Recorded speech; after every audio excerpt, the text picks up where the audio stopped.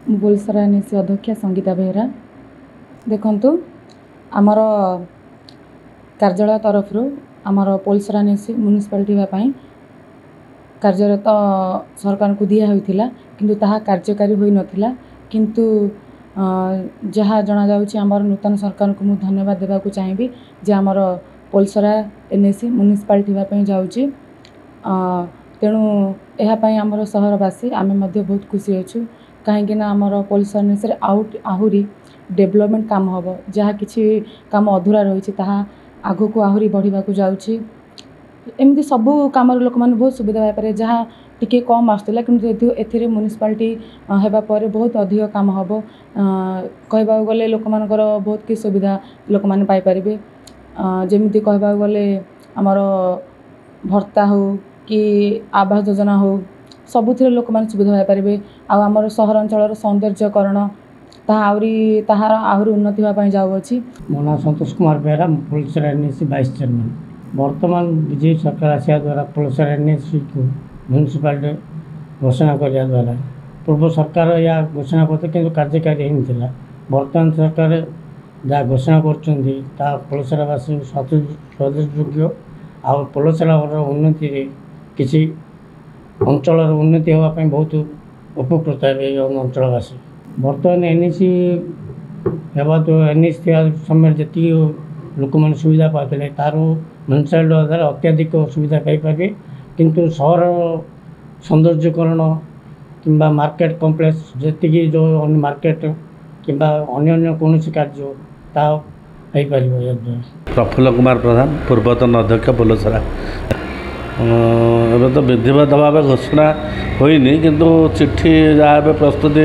आरंभ है कि सरकार को धन्यवाद देवी जेहेतु से म्युनिसिपालिटी करने जो प्रयास माने जो कर तेणु धन्यवाद देवी। म्युनिसिपालिटी हेले आमर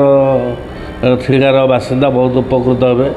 जेहेतु अलाटमेंट बहुत अधिक टी आसो। हाँ म्युनिसिपालिटी है आमर अलाटमेंट जगह जो फंड जहाँ आसूला ताठू अधिक आसो। पूर्वतन जिला संपादक भारतीय जनता पार्टी पोलसरा नगर को म्युनिसिपालिटी परिणत कर दाबी पोलसरा लोकंर दीर्घ दिन दाबी थिला। आपण मैंने जानी विभिन्न समय पोलसरार विभिन्न सामाजिक और स्वेच्छासेवी अनुष्ठान तरफ ए संक्रांत दाबी हो आसुथिले एवं एथिपाई आवश्यक मानदंड पोलसरा पूरण करुथिले गत सरकार लोकंर दाबी को कौन प्रकार गुरुत्व दे नथिले किंतु खुशीर विषय जिते मोहन माझी नेतृत्वाधीन भारतीय जनता पार्टी सरकार ओडिशा रे प्रतिष्ठा है तापर ठारू कौन प्रतिश्रुति कौन प्रकल्प को केतले शीतल भंडार रक्षार प्रयास करा जाय नहीं समस्त प्रतिश्रुति को त्वरित बेगर पूरण करा जाउछि। सही प्रक्रिया रे सही अनुक्रम रे आज पोलसरा नगर को म्युनिसिपालिटी परिणत करने केवल घोषणा करा जाय नहीं बरं तापे आवश्यक दात्परिक कार्यक्रम आरंभ हो सारी। आपण देखिए अति अल्प दिन मध्य गोटे खुशी खबर मिल जे पोलसरा म्युनिसिपालिटी परिणत है और म्युनिसिपालिटी परिणत होगापर एठर भित्तिभूमिर विकास हम लोक विभिन्न प्रकार सुविधा सुजोग पाइबे। यही परिप्रेक्षी आम ओडिशार यशस्वी मुख्यमंत्री श्री मोहन चरण माझी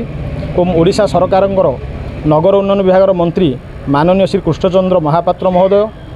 आसिका संसदीय क्षेत्र सांसद श्रीमती अनिता शुभदर्शिनी पट्टनायक महोदया एवं ए माटीर पुओ ए माटीर विधायक तथा राज्य सरकार दक्ष मंत्री श्री गोकुलानंद मल्लिक महोदय को ए अंचल तरफ पोलसरावासी तरफ साधुवाद जनाऊँ एवं कृतज्ञता ज्ञापन करुँ जे पोलसरा लोकंर दीर्घ दिन स्वप्न को से पूरण कर।